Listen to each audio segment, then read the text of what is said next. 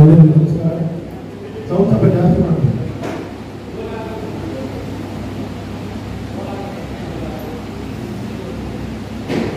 तमेಲ್ಲರೂ ಕೂಡ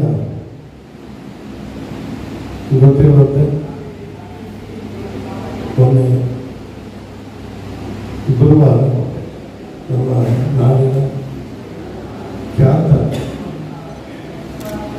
ಕವಿಗಳಾದಂಥ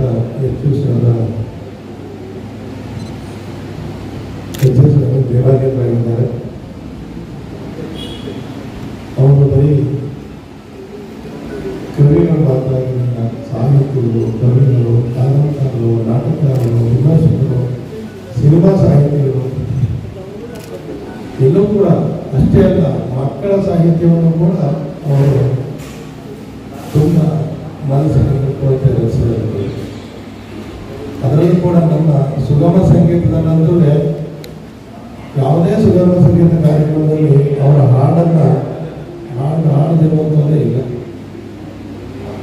ನಿನ್ನೆ ತಾನೇ ನಮ್ಮ ಗ್ರೂಪ್ನಲ್ಲಿ ಒಂದು 50 ಹಾಡಿನ ಲಿಸ್ಟ್ ಹಾಕಿದ್ವಿ. ಅಷ್ಟೂ ಹಾಡುಗಳು ಕೂಡ ಖ್ಯಾತವಾದಂಥದ್ದು. ಅಂಥ ಸುಗಮ ಸಂಗೀತ ಸರ್ದಾರನ್ನ ಜೊತೆಗೆ ಅವರೊಂದು ರೀತಿ ಆಧುನಿಕ ಸಾಹಿತ್ಯ ಜೊತೆಗೆ ಎಲ್ಲರೂ ಕೂಡ ಮನಮುಟ್ಟುವಂಥ ಭಾಷೆ ಏನೋ ನಮ್ಮಲ್ಲೇ ನಮ್ಮ ಯೋಚನೆಗಳನ್ನೇ ಅವ್ರು ಹೇಳ್ತಾ ಇದ್ದಾರೆ ಅನ್ನೋ ರೀತಿ ಹೇಳ್ತಾ ಇದ್ದರು. ಅಂಥವರು ನಮ್ಮ 80ನೇ ವಯಸ್ಸಿಗೆ ನಿಧನರಾಗಿದ್ದಾರೆ. ಕೊನೆಯ ಒಂದು 5 ವರ್ಷ ಬಹಳ ಕಷ್ಟವನ್ನು ಅನುಭವಿಸಿ ಅವರು ಸಾವನ್ನಪ್ಪಿರೋದು ಅವರು ಕೂಡ ನೋವಿನ ಸಂಖ್ಯೆ. ಅವರು ಕೊನೆಯಲ್ಲಿ ಪ್ರಾಸ್ಟೇಟ್ ಕ್ಯಾನ್ಸರ್ನಿಂದ ನಡ್ತಾ ಇದ್ದರು. ಬಹಳಷ್ಟು ವರ್ಷಗಳು ಕೊನೆಯಲ್ಲಿ ಏನಾಗಬೇಕು ಅಂದರೆ ಕಿಡ್ನಿ ಕೂಡ ಫೇಲ್ಯೂರ್ ಆಗಬೇಕು. 2 ಕಿಡ್ನಿ ಫೇಲ್ಯೂರ್ ಆಗಿ ಕೊನೆಗೆ ಮಲ್ಟಿ ಆರ್ಗನ್ಸ್ ಫೇಲ್ಯೂರಿಂದ ಅವರ ಒಂದು ಸಾವನ್ನು ನಾವು ನೋಡಿದ್ವಿ. ಇಂಥ ಒಬ್ಬ ಧೀಮಂತ ದಾರ್ಶನಿಕ ಹಳೆಯ ಮೇಲಿನ ಕವಿಗಳು ನಮ್ಮ ಒಂದು ಜನರೇಷನ್, ಒಂದು ಪೀಳಿಗೆಯ ಕೊಂಡಿಯನ್ನು ಕಳಿಸ್ಕೊಂಡಾಗ್ತಾರೆ. ನಮ್ಮ ಸಂಸ್ಕಾರ ಸಂಸ್ಕೃತಿಗಳು ನಾವು ಏನು ಮುಂದಕ್ಕೆ ತೊಗೊಂಡೋಗ್ಬೇಕು ಅದನ್ನು ತೊಗೊಂಡೋಗಂಥ ಒಂದು ಕೊಂಡಿ ನಮ್ಮಲ್ಲಿ ಕಳಿಸಾಗಿದೆ. ನಮ್ಮ ಸುಗಮ ಸಂಗೀತ ಕ್ಷೇತ್ರಕ್ಕಂತೂ ಬಹಳ ದುಃಖದ ಒಂದು ವಿಷಯ. ಅವರು ಕಳೆದ ವರ್ಷ 2024ನೇ ಇಸ್ವಿಯಲ್ಲಿ ಜುಲೈ ತಿಂಗಳಲ್ಲಿ ಆಗಲೇ ನನಗೆ ಭಾಳಷ್ಟು ಜನರು ಹೇಳಿದರು, ನೋಡಿ ಯಶಸ್ವಿ ಅವರ ಆರೋಗ್ಯ ಸರಿ ಇಲ್ಲ, ಏನಾದರೂ ಮಾಡಿ ನೀವು ಮೈಸೂರಿಗೆ ಕಳಿಸಿ ಅವರಿದ್ದಂಗೆ ಒಂದು ಪ್ರೋಗ್ರಾಮ್ ಮಾಡಿದ್ರೆ ಖಂಡಿತ ಅದನ್ನು ನೆನಪಿರುವಂಥ ಕಾರ್ಯಕ್ರಮ ಆಗುತ್ತೆ ಅಂತೇಳಿ.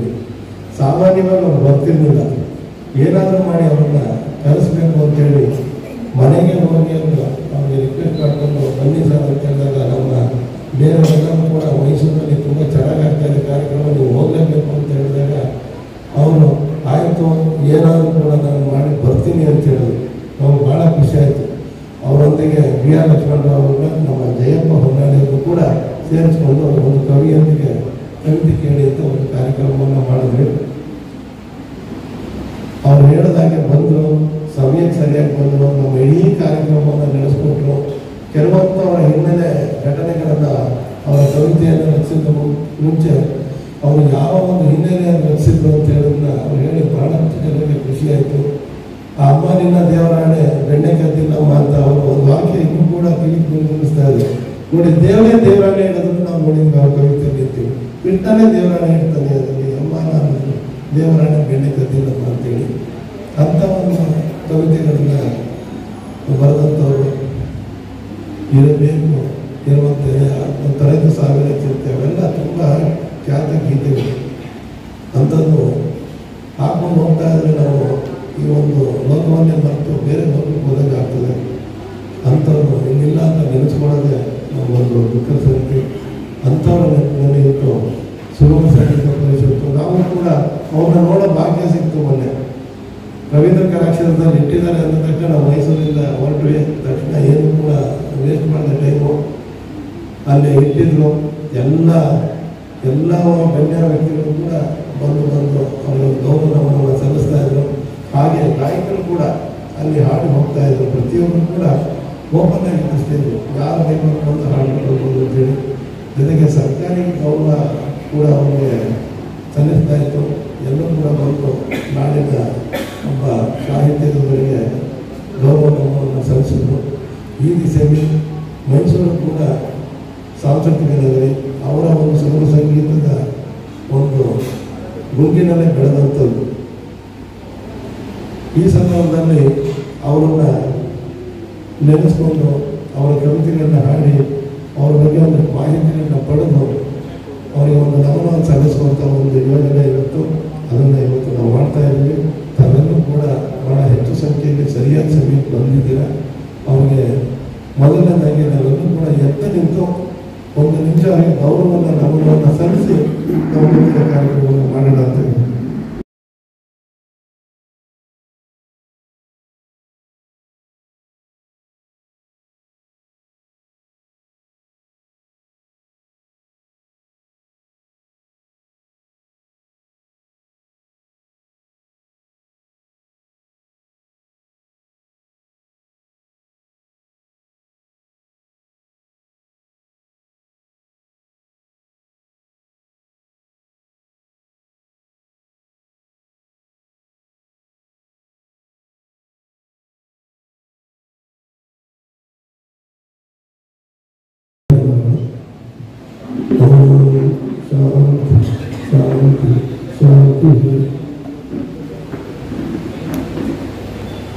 ಶ್ರದ್ಧಾಂಜಲಿ ಕಾರ್ಯಕ್ರಮದಲ್ಲಿ ಸ್ವಾಗತ ಮಾಡ್ತಾ ಇರೋದಿಲ್ಲ. ಒಬ್ಬೊಬ್ಬರಿಗೆ ಒಂದು ಅಭಿಪ್ರಾಯವನ್ನು ಅವರ ಒಡ್ಡಾಟವನ್ನು ಹಂಚ್ಕೊಳ್ಬೋದು. ಸಂಕ್ಷಿಪ್ತವಾಗಿ ಮೊದಲನೇದಾಗಿ ನಮ್ಮ ಮೈಸೂರಿನ ಹಿರಿಯ ನಮ್ಮ ಜನಪ್ರಿಯ ಸಾಹಿತಿಗಳಾದಂಥ ಜಯಪ್ಪ ಹೊನ್ನಾಳಿಯವರು ಅವರು ಮಾತನಾಡಿದ್ದಾರೆ. ನಂತರ ನಮ್ಮ ಹಿರಿಯರಾದಂಥ ಸಂಸ್ಕೃತಿ ಚಿಂತಕರಾದಂಥ ವಾಲ್ಮೀಕಿಯವರು ಆಗಲಿದ್ದಾರೆ. ಆಮೇಲೆ ನಂತರ ಮುಂದುವರೆಯೋಣ.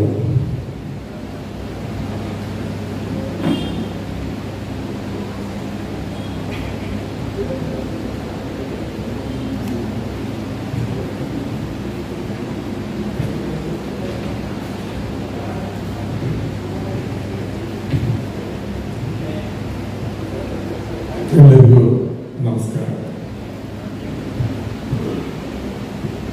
ನಿಷ್ಪತ್ತಿ ಎಂಬ ಹಣ್ಣು ತೊಟ್ಟು ಕಳಚಿ ಬೀಳುವಲ್ಲಿ ಕೂಡಲ ಸಂಗಮ ದೇವ ತನಗೆ ಬೇಕೆಂದು ಎತ್ತಿಕೊಂಡ. ಸತ್ಯವಂತರು ನೀನು ಸತ್ತರೆಂದೆನಬೇಡ, ಸ್ವರ್ಗದವ್ವ ತಾಯಿ ತನ್ನ ಮಗು ಎತ್ತಿಕೊಂಡಂತೆ ಎತ್ತಿಕೊಂಡಿಗಳು. ಈ ಥರದ ಮಾತುಗಳನ್ನು ಈ ಸಂದರ್ಭದಲ್ಲಿ ನನಗೆ ನೆನಪಿಸಿದವರು ಯಶಸ್ವಿ. ಸಾವು ಬದುಕಿಗೆ ಕಿರೀಟವಾಗಬೇಕು ಅಂತ ಒಂದು ಮಾತು. ಬಹುಶಃ ಸಾವು ಕಿರೀಟ ಆಗೋದು ಬದುಕಿಗೆ ಹೇಗೆ ಅನ್ನೋ ಪ್ರಶ್ನೆಗೆ ಯಶಸ್ವಿ ಅವರ ಸಾವು ಉತ್ತರ ಆಗಿದೆ ಅಂತ ಅನ್ಸುತ್ತೆ ನನಗೆ.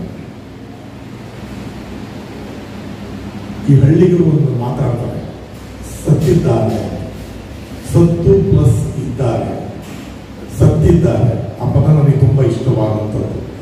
ಬಹುಶಃ ಯಶಸ್ವಿಯವರ ವಿಚಾರದಲ್ಲಿ ಸತ್ತಿದ್ದಾರೆ, ಸತ್ತು ಪ್ಲಸ್ ಇದ್ದಾರೆ, ಸತ್ತಿದ್ದಾರೆ. ಅವರಿಗೆ ಸಾವಿಲ್ಲ. ಅವರು ನಾವು ಹಾಡುವ ಹಾಡುಗಳಲ್ಲಿ ಉಸಿರಾಡ್ತಾ ಇದ್ದಾರೆ. ನಮ್ಮ ಎದೆಯಲ್ಲಿ ಅವರ ನೆನಪುಗಳು, ಅವರು ಪಾಡನ್ನೇ ಹಾಡಾಗಿಸಿದಂಥ ಕವಿ.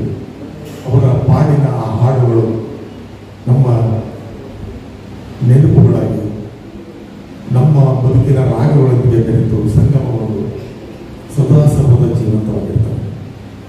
ಕಲಾವಿದ ಒಬ್ಬ ತನ್ನ ಕಾವ್ಯಕೃತಿಯ ಜೊತೆಗೆ ಕಾಲಾತೀತನಾಗ್ತಾನೆ ಅಂತ ಒಂದು ಮಾತು. ಬಹುಶಃ ಕಾವ್ಯದ ಮೂಲಕ ಕಾಲಾತೀತರಾದಂಥವರು ನಮ್ಮ ಯಶಸ್ವಿ. ಕಾವ್ಯ ಅವರನ್ನು ಕಾಲಾತೀತವಾಗಿಸಿದೆ. ಕನ್ನಡ ಇರುವವರೆಗೂ ಅವರ ಕವಿತೆಗಳಿರ್ತವೆ. ಅವರ ಕವಿತೆಗಳಿರುವವರೆಗೂ ಕವಿ ಜೀವಂತವಾಗಿ ನಮ್ಮಲ್ಲಿ ಇರ್ತಾರೆ.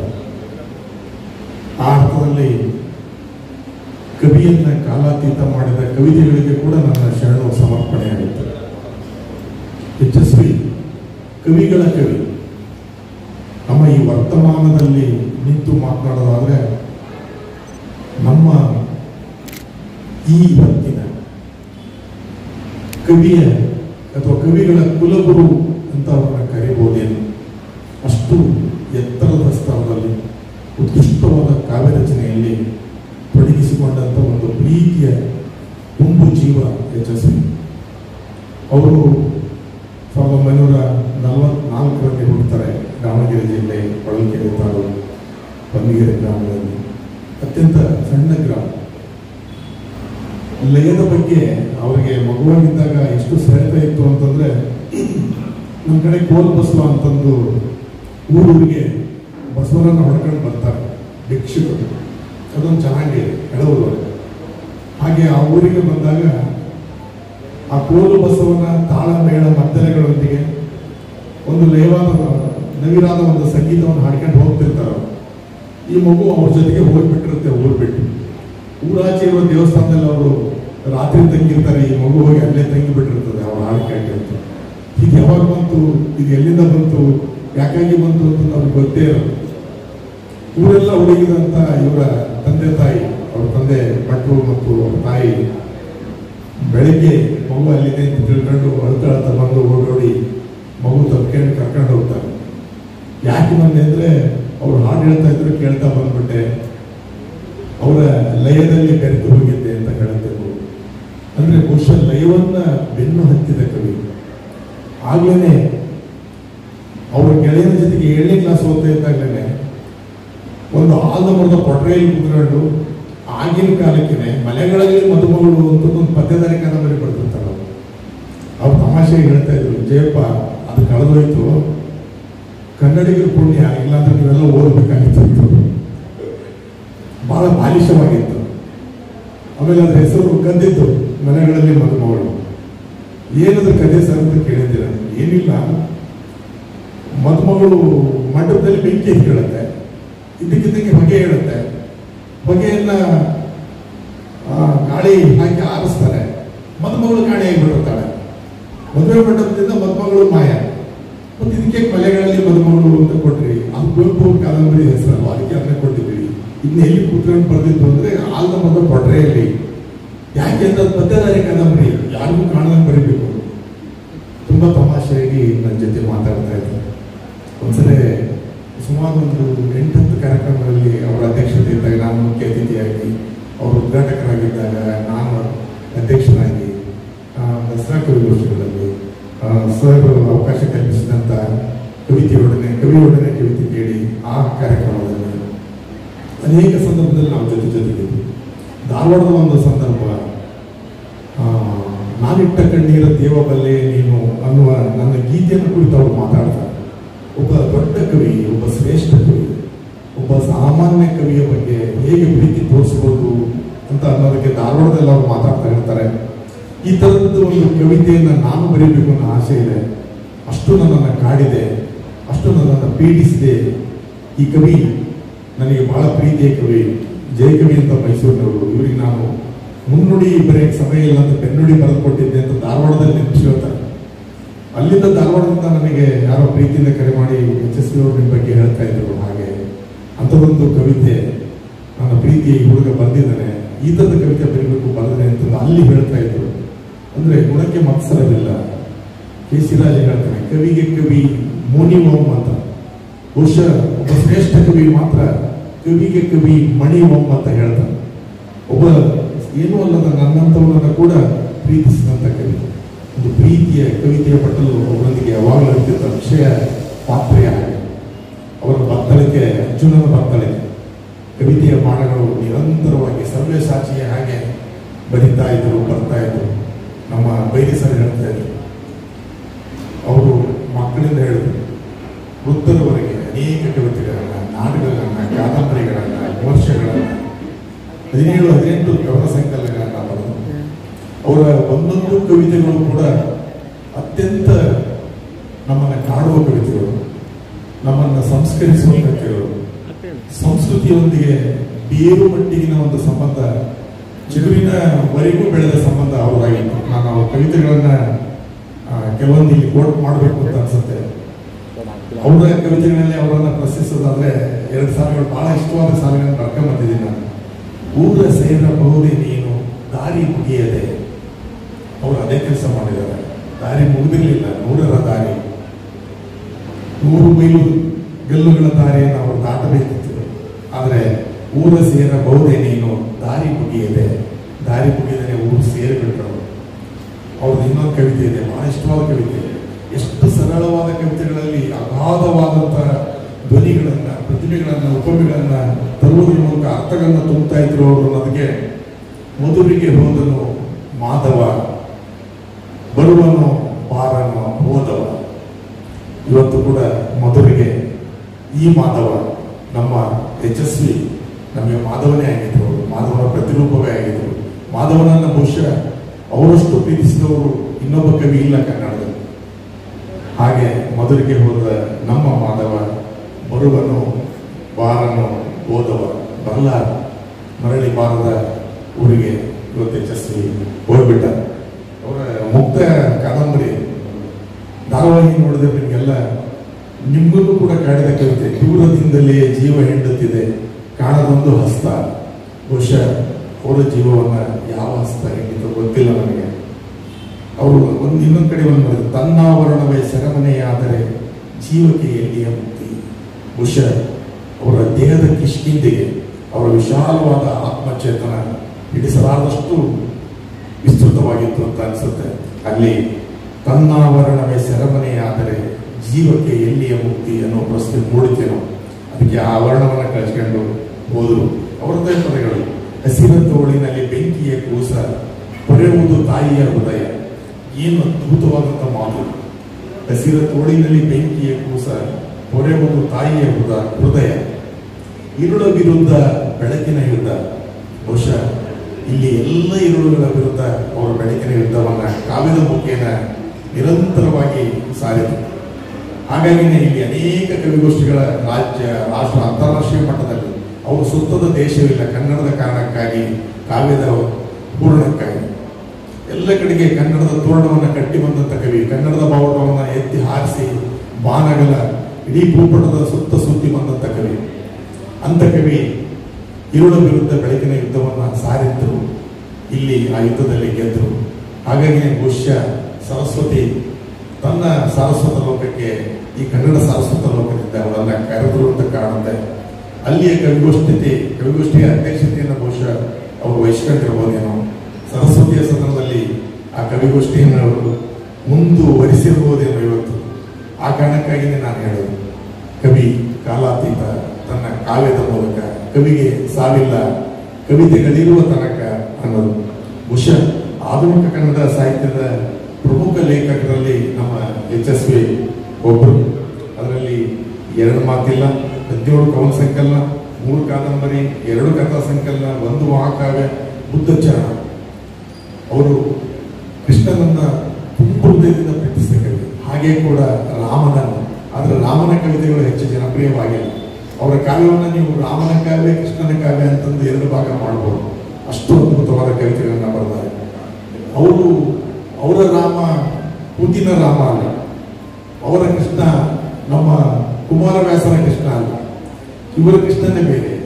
ಅವರು ಹೇಳ್ತಾರೆ, ಜನಸಾಮಾನ್ಯನನ್ನ ಕೃಷ್ಣನೊಂದಿಗೆ ನೋಡುವ ಪ್ರಾಮಾಣಿಕ ಪ್ರಯತ್ನವನ್ನು ನನ್ನ ಕಾವ್ಯದುದ್ದಕ್ಕೂ ನಾನು ಮಾಡಿದ್ದೇನೆ. ಜನಸಾಮಾನ್ಯನೊಂದಿಗೆ ಸಮೀಕರಿಸುವ ಕೆಲಸ, ಕೃಷ್ಣನನ್ನ ವೈಭವೀಕರಿಸುವ ಕೆಲಸವನ್ನು ಅವರು ಮಾಡಲಿಲ್ಲ. ಸಾಮಾನ್ಯನನ್ನಾಗಿ ನೋಡಿದ್ರು, ಸಾಮಾನ್ಯನೊಂದಿಗೆ ಆತನ ಬದುಕನ್ನು ತುಲನೆ ಮಾಡಿದ್ರು. ಯಾವುದೋ ದೊರೆಯ ಸಮೀಪ ಉರಿದರ ದೀಪ ಅಲ್ಲಿ ರಾಧೆಕೃಷ್ಣನನ್ನ ಕಂಡರು. ಅವರ ಹಾಡಿನ ಸಾಲುಗಳು 7ಕ್ಕೂ ಹೆಚ್ಚು ನಾಟಕಗಳನ್ನ ಬರೆದು, 1 ಅನುಭವ ಕಥನ ಬರೆದು, ವಿಮರ್ಶಾ ಕೃತಿಗಳು 4, ಸಂಪಾದನಾ ಕೃತಿ, ಶತಮಾನದ ಕಾವ್ಯ 1, ಅನುವಾದ ಕಾಳಿದಾಸನ ಋತು ಸಂಹಾರ. ಆ ಋತು ಸಂಹಾರ, ಅಲ್ಲಿ ಸಂಹಾರ ಅಂತಂದ್ರೆ ಪೋಣಿಸು, ವಂದಿಸು, ಜೋಡಿಸು ಸಂಸ್ಕೃತದಲ್ಲಿ. ಅದನ್ನ ಇವರು ಋತು ವಿಲಾಸ ಅಂತ ಮಾಡಿದ್ರು. ಇಲ್ಲಿ ಕನ್ನಡೀಕರಣ ಮಾಡುವಾಗ ಅದಕ್ಕೆ ಕೇಂದ್ರ ಸಾಹಿತ್ಯ ಅಕಾಡೆಮಿ ಪ್ರಶಸ್ತಿ ಕೂಡ ಬಂತು. 4 ವ್ಯಕ್ತಿ ಚಿತ್ರಗಳನ್ನ ಬರೆದು, 4 ಚಲನಚಿತ್ರಗಳಿಗೆ ಚಿನ್ನಾರಿ ಮೊತ್ತ ಗೊತ್ತ ನಿಮಗೆ. ಹೇಗಾದ ಗೊತ್ತಾ ನಮ್ಮ ಚಿನ್ನಾರಿ ಮೊತ್ತ. ಹಾಗೆ ಬೆಳೆದರು. ಆ ಹಾಡಿನಲ್ಲಿ ಅವರ ಬದುಕೆ ಇದೆ. ಚಿನ್ನಾರಿ ಮುಖ, ಕ್ರೌರ್ಯ, ಮತದಾನ, ಒಂದೂರಲ್ಲಿ ಇವುಗಳೆಲ್ಲ ಸಾಹಿತ್ಯವನ್ನು ಒದಗಿಸಿದರು. ಚಲನಚಿತ್ರ ಗೀತೆಗಳನ್ನು ರಚಿಸುವ ರಚನೆಕಾರರಾಗಿಯೂ ಪ್ರಸಿದ್ಧಿಯಾದರು. ಭಾವಗೀತೆಗಳಲ್ಲಂತೂ ಅವರು ಭಾವಗೀತೆಗಳ ಸರ್ದಾರ. ಅವರಿಗೆ ಅವರೇ ಹೋಲಿಕೆ, ಅವರಿಗೆ ಅವರೇ ರೂಪಕ, ಅವರಿಗೆ ಅವರೇ ಉಪಮೆ, ಅವರಿಗೆ ಅವರೇ ಸಂಕೇತ. ಅದರಿಂದ ಅವರು ಎಂದೆಂದಿಗೂ ಸಾವಿಲ್ಲದ ಮೂಲ ಸಾಂಸ್ಕೃತಿಕ ಪರಂಪರೆಗಳ ಮೇರು ಪ್ರತಿನಿಧಿಯಾದಂಥ ಕನ್ನಡದ ಮಹಾಕವಿ. ಅದರಲ್ಲಿ ಎರಡು ಮಾತಿಲ್ಲ. ಅವರ ಬರವಣಿಗೆಯ ಪದದ ಹನಿಗಳಲ್ಲೂ ಕೂಡ ನಾವು ಮಳೆಬಿಲ್ಲನ್ನು ನೋಡಬಹುದು, ಕೃಷ್ಣನ ಕಾರುಣ್ಯವನ್ನು ಕಾಣಬಹುದು, ಅಧ್ಯಾತ್ಮವನ್ನು ತುಳುಕಿಸುವ ವ್ಯಕ್ತಿತ್ವ ಅವರದಾಗಿದ್ದರಿಂದ ಆ ಥರದ ಬರಹ ಸಾಧನೆ ಸಿದ್ಧಿಯಾಗಿ ಅವರಿಗೆ ಒದಗಿತ್ತು. ಉದ್ದಕ್ಕೂ ನೀವು ನೋಡಿದರೆ ಪಂಪ, ರನ್ನ, ಕುಮಾರವ್ಯಾಸ ಇವರ ಹೆಜ್ಜೆಗುರುತುಗಳನ್ನು ಅವರ ಸಾಹಿತ್ಯದಲ್ಲಿ ಸೂಕ್ಷ್ಮವಾಗಿ ಅವಲೋಕಿಸಬಹುದು. ಜೊತೆಗೆ ಮಾಸ್ತಿ, ಬೇಂದ್ರೆ, ಅಡಿಗ, ಅನಂತಮೂರ್ತಿ, ಲಂಕೇಶರ ನವಪ್ರಜ್ಞೆಗಳ ಹೊಳವುಗಳು ಅವರ ಕಾವ್ಯದಾದ್ಯಂತ ಪ್ರಸರಿಸಿರುವುದನ್ನು ನೋಡಬಹುದು. ಅವರು ತಂದೆ ಕಳೆದುಕೊಂಡು ಹುಟ್ಟಿದವರು ಅಜ್ಜಿಯ ಆಶ್ರಯದಲ್ಲಿ. ಅವರ ಅಜ್ಜ ಶಾಂಭವ ಅಜ್ಜಿಯ ಆಶ್ರಯದಲ್ಲಿ ಬೆಳೀತಾರೆ, ತಾಯಿ ಆಶ್ರಯದಲ್ಲಿ ಬೆಳೀತಾರೆ. ಹಾಗಾಗಿನೇ ಬಹಳ ಸುಕೋಮಲವಾದ ಮಧುರ ಭಾವಗಳನ್ನು ನಿತ್ಯ ನಿರಂತರವಾಗಿ ತನ್ನ ಕಾವ್ಯದುದ್ದಕ್ಕೂ ಬಳಸಿದ ಕವಿ. ಈ ಪಾಂಡವರು ತಾಯಿ ಬೆಳೆಸಿದ ಮಕ್ಕಳು, ಅವರೇ ಗೆಲ್ಲೋದು. ಧೃತರಾಷ್ಟ್ರನ ಮಕ್ಕಳು ಗೆಲ್ಲಿಲ್ಲ, ತಂದೆ ಬೆಳೆಸಿದ ಮಕ್ಕಳು ಬೇರೆ ಬೇರೆ ಕೆಟ್ಟ ಕಾರ್ಯಗಳನ್ನು ತೊಳೆದಿರು. ತಾಯಿ ಹೇಗೆ ಶ್ರೇಷ್ಠ ಕೃತಿಗಳನ್ನು ಮಾಡಬಲ್ಲರು ತನ್ನ ಮಕ್ಕಳನ್ನು ಅನ್ನೋದಕ್ಕೆ ಕುಂತಿ ಹೇಗೆ ಕಾಣಲು, ಹಾಗೆ ಇಲ್ಲಿ ಕೂಡ ತಾಯಿ ಮತ್ತು ಅಜ್ಜಿ ಈ ಕವಿಯನ್ನ, ಈ ಶಿಶುವನ್ನ ಕವಿಯಾಗಿ ಬೆಳೆಸ್ತಾರೆ. ಅವರ ಕೆಲವು ಕೃತಿಗಳು ಸಮಯ ಕಡಿಮೆ ಇದೆ, ಹಾಗಾಗಿ ನನಗೆ ತುಂಬ ಕಾಡಿದ ಕೃತಿಗಳು. ಲೋಕದ ಕಣ್ಣಿಗೆ ರಾಧೆಯು ಕೂಡ ಎಲ್ಲರಂತೆ ಒಂದು ಹೆಣ್ಣು, ನನಗೂ ಆಕೆ ಕೃಷ್ಣನು ತೋರಲು ಪ್ರೀತಿಯು ನೀಡಿದ ಕಣ್ಣು. ನನಗೆ ಆಕೆ ಕೃಷ್ಣನನ್ನು ಕಾಣಲಿಕ್ಕೆ ಪ್ರೀತಿನೇ ನೀಡಿದಂಥ ಕಣ್ಣು ಅನ್ನುವಲ್ಲಿ ಎಂಥ ಶ್ರೇಷ್ಠವಾದಂಥ ಉತ್ಕೃಷ್ಟವಾದಂಥ ಜೀವಭಾವ ಇದೆ ಅಂತ ನೀವೇ ನೋಡಿ. ನಿಮಗೆ ಗೊತ್ತಿದೆ, ಇರಬೇಕು ಇರುವಂತೆ ತೊರೆದು ಸಾವಿರ ಚಿಂತೆ, ಮಳೆ ಸುರಿಸಿ ಹಗುರಾದ ಮುಗಿಲಿನಂತೆ. ನೀವು ನಂಬ್ತಿರೋ 46 ಲಕ್ಷ ಜನ ವೀಕ್ಷಿಸಿದಂಥ ಒಂದು ಗೀತೆ ಇತ್ತು. ಎಲ್ಲ ರೆಕಾರ್ಡ್ಗಳನ್ನ ಮುರಿದು ಹಾಕಿ ಮೇರು ಸದೃಶವಾಗಿ ನಿಂತಂಥ ಗೀತೆ ಇದು. ಅನುಭವದ ಮೊದಲೇ ಇದರಲ್ಲಿ ಹರಿದು ಹೋಗಿದೆ. ಆಮೇಲೆ ಎಷ್ಟು ಕಾಲ ಒಟ್ಟಿಗಿದ್ದು ಜೊತೆಗೆ ಬೆರೆತರೂ ಅರಿತೇವೇನು ನಾವು ನಮ್ಮ ಅಂತರಾಳ. ನಾವೆಲ್ಲರೂ ನಮ್ಮನ್ನು ನಾವು ಅಂತರಂಗದಲ್ಲಿ ಪ್ರಶಸ್ತಿ, ಅಂತರಂಗದಲ್ಲಿ ಉತ್ತರ ಹುಡುಕಿಕೊಳ್ಳುವಂಥ ಹಾಡುಗಳಿವೆಲ್ಲ ನಮ್ಮನ್ನು ಹೇಗೆ ಸಂಸ್ಕರಿಸ್ತವೆ ಅಂತ ನೋಡಿ. ಆಮೇಲೆ ಆ ಕಪ್ಪು ಹುಡುಗಿ ನನ್ನನ್ನು ತುಂಬ ಕಾಡಿದಂಥ ಕವಿತೆಯರು. ಆ ನೀಲಿ ಕುಳವನ್ನು ಪ್ರೀತಿಸುವೆನು, ಇಲ್ಲೇ ಮಲಗಿದ್ದಾಳೆ ಆ ಕಪ್ಪು ಹುಡುಗಿ, ಆ ಮುರುಕು ಮಂಟಪದ ಕೆಳಗೆ ಆ ಕಪ್ಪು ಹುಡುಗಿ, ಆ ಕಪ್ಪು ಹುಡುಗಿ. ರಾಜಾನಂದ ಸ್ವಾಮಿ ಅವರ ಸ್ವರ ಸಂಯೋಜನೆ, ಅದ್ಭುತವಾದಂಥ ಗಾಯನ ಅದಕ್ಕಿದೆ. ಅವರೆಲ್ಲ ತೂಗು ಮಂಚದಲ್ಲಿ ಕೂತು ಆ ಹಾಡನ್ನ ಹಾಡ್ತಾ ಇದ್ರೆ ಅದನ್ನ ಅಷ್ಟೇ ಚಂದ ಹಾಡಿದ್ದಾರೆ. ಸ್ವರ ಸಂಯೋಜನೆ ಅಷ್ಟೇ ಚೆನ್ನಾಗಿದೆ. ನಾವೇ ತೂಗು ಮಂಚದಲ್ಲಿ ನಾವು ಹುಡುಗರಾಗಿದ್ದರೆ ರಾಧೆಯ ಜೊತೆ, ಹುಡುಗಿಯರಾಗಿದ್ದರೆ ಕೃಷ್ಣನ ಜೊತೆ ಇದೆಯೋ ಅನ್ನೋ ಭಾವ ನಮ್ಮ ಮೈ ತುಂಬಿ ನಮ್ಮನ್ನು ಅರಳಿಸಿ ಬಿಡುತ್ತೆ. ನರಳುವ ಮನಸ್ಸುಗಳನ್ನು ಕೂಡ ಅರಳಿಸುವುದು ಕವಿತೆ. ಆ ಕೆಲಸವನ್ನು ಅದು ನಿರಂತರವಾಗಿ ಮಾಡುತ್ತೆ. ಹುಚ್ಚುಕೋಡಿ ಮನಸ್ಸು ಅವರು ಬಹಳ ಚಿಕ್ಕ ವಯಸ್ಸಿನಲ್ಲಿ ಬರೆದಂಥದ್ದು. ಹುಚ್ಚುಕೋಡಿ ಮನಸ್ಸು ಒಂದು 16ರ ವಯಸ್ಸು. ಸರ್ ಬೈರಿಸರ್ ಅವಾಗಲೇ ಹೇಳಿದ್ರು, ಅಮ್ಮ ನಾನು ದೇವರಾಣೆ ಬೆಣ್ಣೆ ಕಟ್ಟಿಲ್ಲ ಅಮ್ಮ. ಈ ಥರದ ಅನೇಕ ಗೀತೆಗಳ ಮೂಲಕ ಕವಿ ಕಾಲಾತೀತ. ಹಾಡು ಮುಗಿಯುವುದಿಲ್ಲ, ಮುಗಿದರದು ಹಾಡಲ್ಲ. ಎಸ್ ನರಸಿಂಹಸ್ವಾಮಿಯವರ ಮಾತಿದೆ. ಬಹುಶಃ ಇವ್ರ ಕುರಿತು ನಾನು ನೀವು ಇದನ್ನು ನೋಡಿದಾಗಲೇ ಭಯಪಟ್ಕೊಂಡ್ರಿ ಅಂತ ಅನ್ಕೋತೀನಿ. ಇಷ್ಟೊಂದು ಬರ್ಕೊಂಬಂದಿದ್ದೀನಿ, ಇಷ್ಟೆಲ್ಲ ಹೇಳೋಕ್ಕಾಗಲ್ಲ. HSV ಒಂದು ಮಾತು ಭಾಳ ಇಷ್ಟ ಆಯ್ತು ನನಗೆ. ನೀವು ಇಷ್ಟೊಂದು ಸಂಕಷ್ಟಗಳ ನಡುವೆಯೂ ಹೇಗೆ ಕಾವ್ಯವನ್ನ ಈಗಲೂ ಬರೀತಾ ಇದ್ದೀನಿ ಅಂತ ಸಂದರ್ಶಕರ ಪ್ರಶ್ನೆ ಮಾಡಿದಾಗ ಅವ್ರು ಹೇಳ್ತಾರೆ, ಕವಿ ಹೃದಿತಾನುಸಾರಿ. ಹೃದಿತ ಅಂದ್ರೆ ನೋವು, ಸಂಕಟ, ತಳಮಳ, ಬೇಗುದಿ. ಕವಿ ಹೃದಿತಾನುಸಾರಿ, ದುಃಖವನ್ನವನು ಅನುಸರಿಸುವನು, ಗಾಯದಿಂದಲೇ ಬೆಳಕನ್ನು ಹುಟ್ಟಿಸಿಕೊಳ್ಳುವನು. ಬಹಳ ಇಷ್ಟವಾದ ಮಾತನಾಡಿದೆ. ಗಾಯದಿಂದಲೇ ಬೆಳಕನ್ನು ಹುಟ್ಟಿಸಿಕೊಳ್ಳುವುದು. ತನ್ನನ್ನು ತಾನು ಉಳಿಸಿಕೊಳ್ಳದ ಕವಿ ಬೆಳಕಾಗಲಾರ. ಅದ್ಭುತವಾದ ಮಾತು ಸರ್. ನಮ್ಮನ್ನು ನಾವು ಹತ್ತಿಸ್ಕೋಬೇಕು, ನಮ್ಮನ್ನು ನಾವು ಹಚ್ಚಿಟ್ಟ ಹಣತೆಯನ್ನಾಗಿ ಮಾಡ್ಕೋಬೇಕು. ಆಗ ಮಾತ್ರ ನಮ್ಮ ಸುತ್ತಮುತ್ತಲಿನ ಕತ್ತಲಿಗೆ ಪ್ರಭೆ ಚೆಲ್ಲಲಿಕ್ಕೆ ಸಾಧ್ಯವಾಗುತ್ತೆ. ನಮ್ಮನ್ನು ನಾವು ಸುಟ್ಟುಕೊಳ್ಳೋದು ಅಂತಂದ್ರೆ ಬಹುಶಃ ಅದೇನೆ. ಬದುಕನ್ನು ಒಂದು ತುಂಬ ಪ್ರೀತಿಯಿಂದ ತುಂಬಿಕೊಟ್ಟ ಕವಿ. ಜೀವನದ ಪ್ರೀತಿಯನ್ನು ಹೆಚ್ಚಿಗೂ ಪದಗಳಲ್ಲೂ ಇಟ್ಟು ಅದಕ್ಕೊಂದು ಪದವಿ ತಂದುಕೊಟ್ಟಂಥ ಪ್ರೇಮಮೂರ್ತಿ ಈ ಕವಿ. ಅವರು ಮಾತಾಡ್ತಾರೆ, ಕವಿತೆ ಯಾವುದು ಶ್ರೇಷ್ಠ ಯಾವುದು ಕನಿಷ್ಠ, ಅದು ಯಾವುದು ಶ್ರೇಷ್ಠ ಅಲ್ಲ ಯಾವುದು ಕನಿಷ್ಠ ಅಲ್ಲ, ಅರ್ಥೈಸಿಕೊಳ್ಳುವ ವ್ಯಕ್ತಿ ಮೇಲೆ ಹೋಗುತ್ತೆ. ಉದಾಹರಣೆಗೆ ಒಂದು ಹಣತೆ ಯಾವುದೋ ಒಂದು ಮೂಲೆಯಲ್ಲಿರುತ್ತೆ, ಆದರೆ ಮನೆ ತುಂಬ ಬೆಳಕು ಕೊಡುತ್ತೆ. ಮೂಲೆಯಲ್ಲಿದೆ ಅನ್ನೋದು ಮುಖ್ಯ ಅಲ್ಲ, ಅದು ಬೆಳಕು ಕೊಡುತ್ತೆ ಅನ್ನೋದು ಮುಖ್ಯ. ಬೆಳಕು ಕೊಡಬೇಕು ಕವಿತೆ. ಹಾಗೆ ಬೆಳಕಿನ ಹಾಡುಗಳನ್ನ ಹಾಡಿದವರು ಬೇಂದ್ರೆಯವರು ಒಂದು ಮಾತಾಡ್ತಾರೆ, ಕನ್ನಡವೆಂಬಿ ಕನ್ನಡಿಯಲ್ಲಿ ಇಡೀ ಜಗತ್ತನ್ನು ತೋರಿಸಿವೆ. ಹಾಗೆ ಇವರು ಈ ಪ್ರೇಮದ ಕೃಷ್ಣನ ಪಾತ್ರದಲ್ಲಿ, ರಾಧೆಯ ಪ್ರೀತಿಯ ಪಾತ್ರದಲ್ಲಿ ಇಡೀ ಜಗತ್ತಿಗೆ ಪ್ರೇಮವನ್ನು, ಅದಮ್ಯವಾದಂಥ ಒಲುಮೆಯನ್ನು ತುಂಬಿಕೊಟ್ಟಂಥ ಕವಿ. ಅತ್ಯಂತ ಶ್ರೇಷ್ಠ ಕವಿಗಳಲ್ಲಿ ಒಬ್ಬರಾಗಿದ್ದಂಥ ಇವರನ್ನು ನಾವು ಇವತ್ತು ಕಳ್ಕೊಂಡು ದುಃಖಿತರಾಗಿದ್ದೀವಿ. ಈ ದುಃಖ ನಿರಂತರವಾದದ್ದು. ಅವರಿಗೆ, ಅವರ ಭಾವಗತಿಗಳಿರುವವರಿಗೆ ನಮ್ಮ ಜೀವ ಭಾವದಲ್ಲಿ ಅವರಿಗೆ ದೇವವಾದ ಒಂದು ಸ್ಥಾನ ಇದ್ದೇ ಇರ್ತದೆ. ಅವರನ್ನು ಸದಾ ನಮ್ಮ ಹುಣ್ಮಂದಿರದಲ್ಲಿ ಇಟ್ಟು ನಾವು ಗೌರವಿಸ್ತಾನೆ ಇರ್ತೀವಿ. ಬಹುಶಃ ಅವರಿಗೆ ಸಾವು ಇರಲಿಕ್ಕೆ ಸಾಧ್ಯವೇ ಇಲ್ಲ. ಯಾಕಾಗಿ ಅಂದರೆ ಕನ್ನಡ ಇರುವವರಿಗೂ ಅವರ ಕವಿತೆಗಳಿರ್ತವೆ, ಅವರ ಕವಿತೆಗಳಿರೋವರೆಗೂ ಕನ್ನಡನೂ ಇರುತ್ತೆ. ಹಾಗಾಗಿ ಆ ಕಾಲಾತೀತ ಕವಿಗೆ ನಮೋ ನಮೋ. ನಿಮ್ಮ ಒಡನಾಟ, ನಿಮ್ಮ ಸಾಹಿತ್ಯದ ಒಂದು ಕೃಷಿ ಎಲ್ಲವೂ ಕೂಡ ಮೇಳೈಸಿ ಸವಿಸ್ತಾರವಾಗಿ ಅವರ ಬಗ್ಗೆ ನಿಮ್ಮ ಅಭಿಪ್ರಾಯಗಳನ್ನು ಹಂಚಿಕೊಳ್ಳಲಿಕ್ಕೆ ಈ ಸಭೆಯ ಪರವಾಗಿ ಧನ್ಯವಾದಗಳನ್ನು ತಿಳಿಸ್ತಾ, ಸ್ನೇಹಿತರೆ, ನಮ್ಮ ಈ ಒಂದು ಅನಂತೇಶ್ವರ ಭವನಕ್ಕೂ ನಮ್ಮ HSU ಕೂಡ ಸಂಬಂಧ ಇದೆ. ಹೇಗೆ ಅಂದರೆ 2 ಶಿಬಿರ ಮಾಡಿದ್ವಿ. ಮೊದಲನೇ ಶಿಬಿರದಲ್ಲಿ ಅವರ ಹಾಡು ಎಲೆಗಳು 100, ಭಾಗದ ಎಲೆಗಳು 100 ಹಾಡನ್ನು ಸುಮಾರು 125 ಜನ ಕಳಿಸ್ಕೊಂಡಿದ್ವಿ. ಎಲ್ಲರೂ ಕೂಡ ಅದನ್ನು ಕೊನೆಯಲ್ಲೂ ಕೂಡ ಹಾಡೋದು. ಇಲ್ಲಿ ಭಾಳ ಜನ ಶಿಬಿರಕ್ಕೆ ಬಂದಿರೋರು ಕೂಡ ಬಂದಿದ್ದಾರೆ ಆ ಹಾಡನ್ನು ಕಲಿಸುವಂಥದ್ದು. ಜೊತೆಗೆ ಇಲ್ಲಿ ಭೇಟಿ ಕೂಡ ಇಟ್ಟಿದ್ರು. ಅವ್ರು ಬಂದಾಗ ನಾನು ಕರ್ಕೊಂಡು ಬಂದು ಅವ್ರನ್ನ ಒಂದ್ಸರಿ ಎಲ್ಲ ಭೇಟಿ ಮಾಡಿದ್ದೆ. ಅದಕ್ಕೆ ಅನಂತೇಶ್ವರ ಭವನಕ್ಕೂ ಸಂಬಂಧ ಇದೆ. ಜೊತೆಗೆ ಅವತ್ತು ನಾವು ಕವಿಯೊಂದಿಗೆ ಕವಿತೆ ಕೇಳಿ ಹಾಡು ಹೇಳಿದಾಗ ಅವತ್ತು ಇಡೀ ಮೈಸೂರಿನ ಜನ ಹೇಗೆ ಬಂದಿದ್ರು ಅಂದರೆ ಅಲ್ಲಿ ಹೊಸದಾಗಿ ನಾವು ಎಕ್ಸ್ಟ್ರಾ ಚೇರ್ಸ್ಗಳು ಇಟ್ಟು ಆ ಸ್ಟೆಪ್ಗಳನ್ನೆಲ್ಲ ಇನ್ನೆಲ್ಲ ಕೂತ್ಕೊಂಡು ನೋಡಿದ್ರು. ಅಷ್ಟೊಂದು ರಶ್. ಅದನ್ನು ನೋಡ್ಬಿಟ್ಟು ಅವ್ರು ಹೇಳ್ತಾ ಇದ್ರು, ಸುಗಮ ಸಂಗೀತಕ್ಕೂ ಕೂಡ ಇಷ್ಟೊಂದು ಜನರನ್ನು ಅಟ್ರಾಕ್ಷನ್ ಮಾಡೋಂಥ ಒಂದು ಇದಿದೆ, ಈ ಮೈಸೂರಿನಲ್ಲಿ ಇಷ್ಟೊಂದು ಜನ ಸೇರ್ತಾರೆ ಅಂತಂದರೆ ಭಾಳ ಆಶ್ಚರ್ಯ, ಖುಷಿ ಆಗ್ತಾ ಇದೆ. ಜೊತೆಗೆ ಅವತ್ತು ಹಾಡನ್ನು ಕೂಡ ಅಷ್ಟೇ ಎಲ್ಲರೂ ತುಂಬ ಹಾಡನ್ನು ಮಾಡಿದ್ರು ಮೈಸೂರಿನ ಒಂದು ಸಂಸ್ಕೃತಿಗೆ ಪ್ರತೀಕವಾಗಿ. ಜೊತೆಗೆ ಗಾಯಕರು ಕೂಡ ತುಂಬ ಚೆನ್ನಾಗಿ ಆಡಿದ್ರು. ನೋಡಿ ಎಷ್ಟು ಖುಷಿಯಾಗಿದ್ರು ಅಂತಂದರೆ, ಯಾವಾಗ ಸಮ್ಮೇಳನ ಮಾಡ್ತೀಯಪ್ಪ ನಾನು ಬಂದು ನೋಡಬೇಕು ಕಣ್ತುಂಬ ನಿಮ್ಮ ಮೈಸೂರನ್ನು ಅಂತಿದ್ರು. ಆದರೆ ಸಮ್ಮೇಳನಕ್ಕೆ ಸರ್ಕಾರ ದುಡ್ಡು ಇನ್ನೂ ಕೂಡ ಮಾಡಿಲ್ಲ. ಅದು ಮುಂದಕ್ಕೆ ಹೋಗ್ತಾನೆ ಇದೆ. ಇರಲಿ, ಒಳ್ಳೆ ನಮ್ಮ ಸಂಬಂಧ ಯಾವತ್ತೂ ಕೂಡ ನಾವು ಹೇಳ್ತಾ ನಮ್ಮ ತಾಯಿ ಭುವನೇಶ್ವರಿಗೆ ನಮಸ್ಕಾರ. ಮಹಾನ್ ಚೇತನ ಅವರ ಒಂದು ಕವಿತ್ವ ಶಕ್ತಿಯಿಂದ, ಸಾಹಿತ್ಯದಿಂದ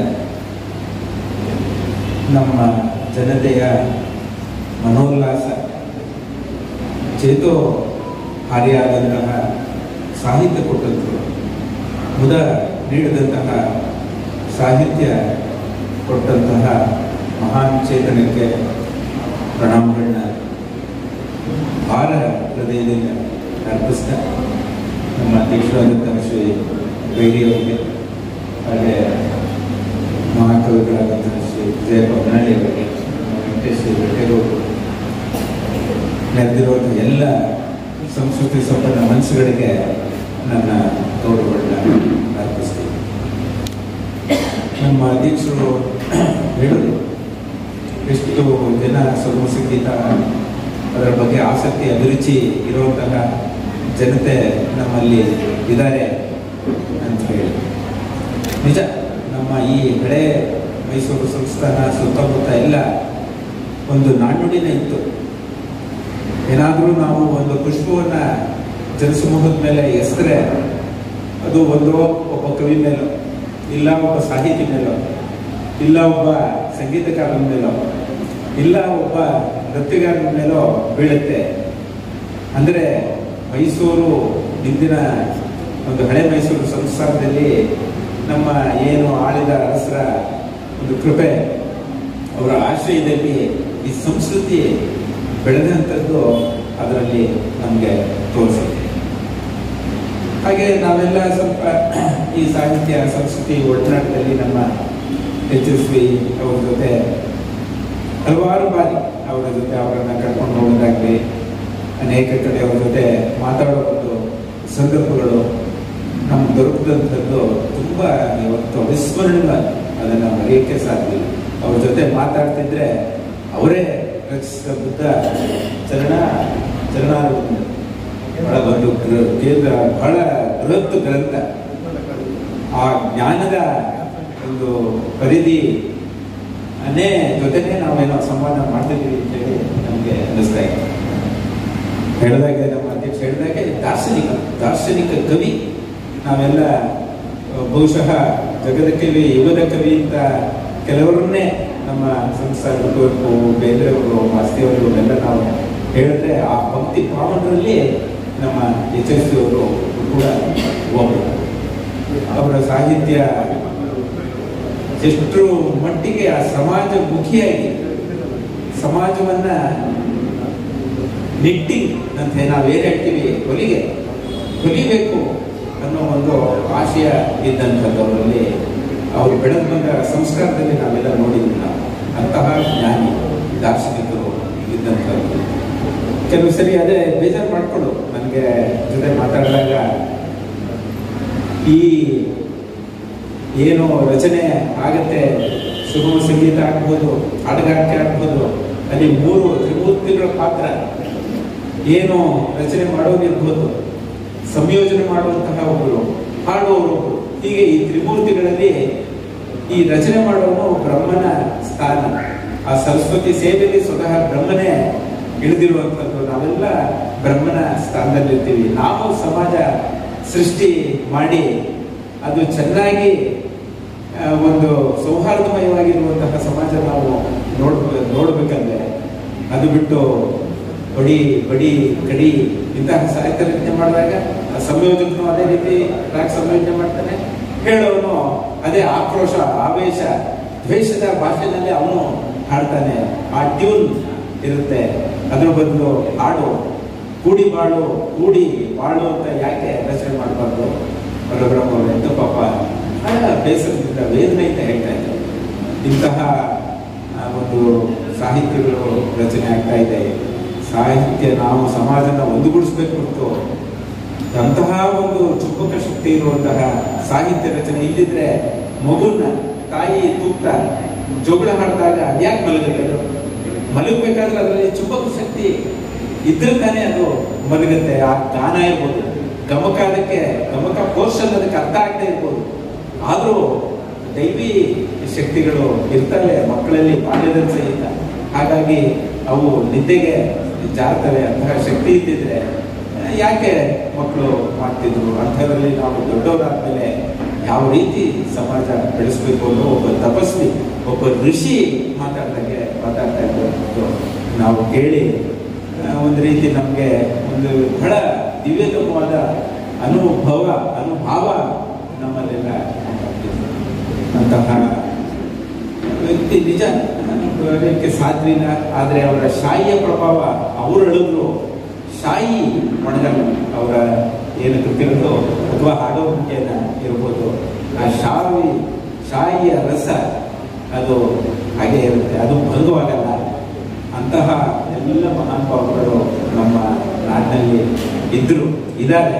ಮುಂದೆನೂ ಅವರ ದನಿಯಿಂದ ಆ ಶಾಯಿ ಆಗದೆ ಇದ್ದಾಗೆ ನೋಡ್ಕೊಳ್ಳುವಂತಹ ಅನೇಕ ಕವಿಗಳು ಇರುವಂಥದ್ದು ನಮ್ಮ ಸೌಭಾಗ್ಯ ಅಂತ ಹೇಳ್ತಾರೆ. ಅದನ್ನು ನಾವು ಅನುಸರಿಸಿದ್ರೆ ಮಾತ್ರ ಅವರಿಗೆ ಕೊಡೋ ಗೌರವ. ಎಂತಹ ಗಮಕ, ಎಂತಹ ಶಕ್ತಿ ಇದೆ ಆ ಸಾಹಿತ್ಯದಲ್ಲಿ, ಅವರ ಸಾಹಿತ್ಯಗಳಲ್ಲಿ ಅನ್ನೋದು ನಾವು ಅರ್ಥ ಮಾಡಿಕೊಳ್ಬೇಕು. ಮತ್ತು ರಾಗ ಸಂಯೋಗಿ ಇರ್ಬೋದು, ಹಾಡುವಂತಹ ಕವಿಗಳಿರ್ಬೋದು, ನಮ್ಮ ಮನಸ್ಸಿಗೆ ಒಂದು ರೀತಿ ಶಾಂತಿ ಕೊಡುವಂತಹ ಪೂರ್ವವಾದ ಸಾಹಿತ್ಯ ನೀಡಿದಂತಹ ಮಹಾನ್ ಕವಿಗೆ ಇದೆರಡು ಬಿಳಿ ಪುಷ್ಪಗಳನ್ನ ಅರ್ಪಿಸ್ತೀನಿ. ನಮಸ್ಕಾರ. ಧನ್ಯವಾದಗಳು ವಾಲ್ಮೀಕಿ ಸಾಹೇಬರಿಗೆ. ಮೈಸೂರಿನ ಸಾಂಸ್ಕೃತಿಕ ಚಿಂತಕರು ಅಂತೇಳಿ ನಮ್ಮ ವಾಜಪೇಯಿಯವರು ಹೇಳ್ತಾರೆ. ಅದು ಯಾರು ಅದನ್ನು ಆ ಬಿರುದನ್ನು ಕೊಟ್ಟರೆ ಗೊತ್ತಿಲ್ಲ. ಅಷ್ಟೊಂದು ಮಾಹಿತಿ ಮೈಸೂರಿನ ಬಗ್ಗೆ, ನಮ್ಮ ರಾಜ ಪರಿವಾರದ ಬಗ್ಗೆ, ರಾಯಲ್ ಫ್ಯಾಮಿಲಿ ಬಗ್ಗೆ, ಕನ್ನಡದ ಬಗ್ಗೆ, ಇಲ್ಲಿರೋಂಥ ಸಾಹಿತಿಗಳ ಬಗ್ಗೆ, ಗಾಯಕರ ಬಗ್ಗೆ, ಈಗಲೂ ಕೂಡ ನಾದಬ್ರಹ್ಮದಲ್ಲಿ ಇರ್ಬೋದು, ನಮ್ಮ ಗಾನ ಭಾರತಿ ಇರ್ಬೋದು, ಕಲಾಮಂದಿರದಲ್ಲಿ ಇರ್ಬೋದು, ಯಾವುದೇ ಕಾರ್ಯಕ್ರಮ ಮಾಡಿದ್ರು ಕೂಡ ಅವರು ಅಲ್ಲಿ ಗೆಸ್ಟ್ ಆಗಿರ್ತಾರೆ. ಜೊತೆಗೆ ಆ ಒಂದು ಕಲಾ ತಂಡಕ್ಕೆ ಅವ್ರ ಕೈಲಾದ ಸಹಾಯ ಕೂಡ ಮಾಡ್ತಾರೆ. ಅದನ್ನು ಯಾವತ್ತೂ ಕೂಡ ನಾವು ಮರೀಲಿಕ್ಕಾಗೋದಿಲ್ಲ. ಅಂಥವ್ರು ಇವತ್ತು ನಮ್ಮ ಮುಂದೆ ಅವರ ಒಂದು HSV ಅವರ ಜೊತೆ ಒಡನಾಟವನ್ನು ಹಂಚ್ಕೊಂಡಿದ್ದು ಕೇಳಿ ಪಾವನ ಅಂತ ಹೇಳ್ತಾ, ಈಗಾಗಲೇ ಸುಮಾರು 30-40 ಜನ ಗಾಯಕರು ಕಾಯ್ತಾ ಇದ್ದಾರೆ ಗೀತೆಗಳನ್ನ ಹಾಡೋಕ್ಕೆ. ನಾವು ಹೆಚ್ಚು ಸಮಯ ತೆಗೆದುಕೊಳ್ಳೋಕ್ಕಾಗೋದಿಲ್ಲ. ನಮ್ಮ ಮಧ್ಯೆ ಈಗ ನಮ್ಮ ಮಂಡ್ಯ ಸುಗಮ ಸಂಗೀತ ಪರಿಷತ್ ಅಧ್ಯಕ್ಷ ಡೇವಿಡ್ ಅವರು ಬಂದಿದ್ದಾರೆ. ಅವರು ಕೂಡ ಗೀತೆಗಳ ಮಧ್ಯೆ ಒಂದೆರಡು ನಿಮ್ಮ ಮಾತುಗಳನ್ನ ಹಂಚ್ಕೊಳ್ಳಿ ಸರ್, ಈ ಕಾರ್ಯಕ್ರಮದಲ್ಲಿ ಬೇಡ ಅಂತ ಹೇಳ್ತಾ, ನಮ್ಮ ನರಸಿಂಹಮೂರ್ತಿ ಅವರು ಕೂಡ ಭಾಳ ಒಡನಾಟ ಇದ್ದವರು, ಅವರು ಕೂಡ ಬಂದಿದ್ದಾರೆ. ಅವರು ಕೂಡ ಮಧ್ಯ ಮಾತಾಡ್ಕೊಂಡು ಮಾಡೋಣ. ಒಬ್ಬರಿಗೆ ನಾನು ಒಂದು 2 ನಿಮಿಷ ಅವಕಾಶ ಕೊಡ್ತೀನಿ. ಯಾಕಂದ್ರೆ ಅವ್ರು ತುಂಬ ಒಡನಾಟ ಇದ್ದವರು. ಅಮರನಾಥ್ ಅವರು ತಬಲಾ ವಾದಕರು. ಬನ್ನಿ ಸರ್, ಈಗ ಒಂದೆರಡು ಮಾಹಿತಿ ಹಂಚ್ಕೊಂಡು ನಾವು ಇದನ್ನು ಇದು ಮಾಡಿ. ನಮ್ಮ ಈಗ 4th ಸ್ಟೇಜಲ್ಲಿದ್ದಾರೆ. ಇವರು HSV ಅವರಿಗೆ ತುಂಬ ಆಪ್ತರು. ಎಲ್ರಿಗೂ ನಮಸ್ಕಾರ. ವೇದಿಕೆಯಲ್ಲಿರೋ ಎಲ್ರಿಗೂ ನಮಸ್ಕಾರ. HSV ಸರ್ ಬಗ್ಗೆ ಮಾತಾಡೋಷ್ಟು ದೊಡ್ಡವನು ನಾನಲ್ಲ. ಯಾಕಂದರೆ ನಮ್ಮದೊಂದು ಸುಗಮ ಸಂಗೀತ ತಂಡ 86ರಲ್ಲಿ ಶುರು ಮಾಡಿದ್ವಿ, ವೃಂದ ತರಂಗ ಅಂತ. ಆವಾಗ ನಾವು ಮೈಸೂರಿನಲ್ಲಿ ಪ್ರಥಮ ಕಾರ್ಯಕ್ರಮ ಕೊಟ್ವಿ. ನಂತರ ಬೆಂಗಳೂರಲ್ಲಿ ಕಾರ್ಯಕ್ರಮ ಮಾಡಬೇಕು ಅಂತ ಟೌನ್ ಹಾಲ್ ಮತ್ತು ರವೀಂದ್ರ ಕಲಾಕ್ಷೇತ್ರದಲ್ಲಿ ಕಾರ್ಯಕ್ರಮ ಕೊಡಬೇಕು ಅಂದ್ಕೊಂಡಾಗ, ಅವಾಗ ಮುಂಚೂಣಿಯಲ್ಲಿ ತುಂಬ ಈ 40 ಆಲ್ಮೋಸ್ಟ್ 39 ವರ್ಷದ ಕೆಳಗೆ ಇದು. ನಮಗೆ ಮೊದಲು ಹೊಡೆದಿದ್ದೆ HSV ಅವರು ಮನೆಗೆ ಹೋದ್ವಿ, ತ್ಯಾಗರಾಜನಗರ ಬಹುಶಃ. ಸೊ ಅಲ್ಲಿ ಹೋಗಿ ನಾವು ಈ ಥರ ಹಿಂಗೆ ಮೈಸೂರಿಂದ ನಾವೆಲ್ಲ ಯುವಕರು ಕಾಲೇಜ್ ಓದ್ತಾ ಇದ್ದೀವಿ, ನಾವೊಂದು ತಂಡ ಶುರು ಮಾಡಿದ್ದೀವಿ, ಸುಗಮ ಸಂಗೀತ ಹಾಡಬೇಕು. ಅವ್ರಿಗೆ ಆಶ್ಚರ್ಯ ಆಯಿತು. ಎಲ್ಲ ಈಗ ಬೇರೆ ಫೀಲ್ಡಲ್ಲಿ ಹೋಗ್ಬೇಕಾದ್ರೆ ನೀವು ಮಾಡ್ತಿರೋದು ನನಗೆ ತುಂಬ ಖುಷಿ ಆಗ್ತಿದೆ ಅಂತ ನಮಗೆಲ್ಲ ತುಂಬ ಪ್ರೋತ್ಸಾಹ ಕೊಟ್ಟರು. ಮತ್ತು ಅವ್ರಿಗೆ ನಾವು ಹೇಳಿದ್ವಿ ಈ ಥರ ಕಾರ್ಯಕ್ರಮ ಮಾಡಬೇಕು ಅಂತಿದ್ದೀವಿ ಬೆಂಗಳೂರಲ್ಲಿ. ಅವ್ರಿಗೆ ತುಂಬ ಖುಷಿ ಆಯಿತು. ಅವ್ರು ಹೇಳಿದ್ರು, ನೀವು ಮಾಡಿ, ನನ್ನ ಕಡೆಯಿಂದ ಬೆಂಗಳೂರಲ್ಲಿರೋ ಅಷ್ಟು ಕಲಾವಿದರನ್ನು ನಾನು ಬರವಣಿಗೆ ಮಾಡ್ತೀನಿ. ಸಿ ಅಶ್ವಥ್ ಸರ್ ಇರ್ಬೋದು, ರತ್ನಮಾಲಾ ಪ್ರಕಾಶ್ ಅವರು, ಮಾಲತಿ ಶರ್ಮಾ, ಲಕ್ಷ್ಮೀನಾರಾಯಣ ಭಟ್ರು, ವ್ಯಾಸರಾಯರು, ಮತ್ತು PR ಲಕ್ಷ್ಮಣರಾವ್ ಅವರು, ಪ್ರತಿಯೊಬ್ಬರು ಬಂದರು. ಎಲ್ಲ ಬಂದು ನಮ್ಗೆ ಆಶೀರ್ವಾದ ಮಾಡಿದ್ರು. ಇದಕ್ಕೆಲ್ಲ ಮೂಲ ಕಾರಣ HSV ಅವರು ಮೈಸೂರಿಗೆ ಬಂದಾಗಲೂ ಅಷ್ಟೇ ನಮ್ಮದೊಂದು ಆಫೀಸ್ ಥರ, ಅಂದರೆ ನಾವು ನನ್ನ ಫ್ರೆಂಡ್ ಮನೆಯಲ್ಲೇ ಅಲ್ಲಿ ಬಂದು ಒಂದು ರಾತ್ರಿ ಇದ್ದು ನಮ್ಮ ಜೊತೆ ಎಲ್ಲ ಬೆರೆತು ಸಾಹಿತ್ಯದ ಬಗ್ಗೆ, ಕವಿತೆ ಬಗ್ಗೆ ಚರ್ಚೆ ಮಾಡಿ ನಮಗೆ ತುಂಬ ಸಪೋರ್ಟಿವ್ ಆಗಿದ್ದರು. ಏನಂದರೆ ಅವತ್ತಿನ ದಿವಸದಲ್ಲಿ ನಮ್ಮಂಥವ್ರನ್ನ ಯಾರೂ ಕೇಳೋ ಅವಶ್ಯಕತೆ ಏನು ಇರಲಿಲ್ಲ. ಆದರೂ HSV ಸರ್ ಅವರು ಇವತ್ತೂ ನಮಗೆ ಅದಿನ್ನೂ ಹಸರಾಗಿದೆ. ಅವ್ರ ಕವಿತೆಗಳು, ಅದೇ ಜಯಪ್ಪ ಸರ್ ಹೇಳ್ದಂಗೆ ಇಷ್ಟು ಕಾಲ ಇರ್ಬೋದು, ಹುಚ್ಚು ಕೊಡಿ ಮನಸ್ಸು ಇರ್ಬೋದು, ಕಾಡಿದೆ ನೋವು, ಎಷ್ಟು ಕವಿತೆ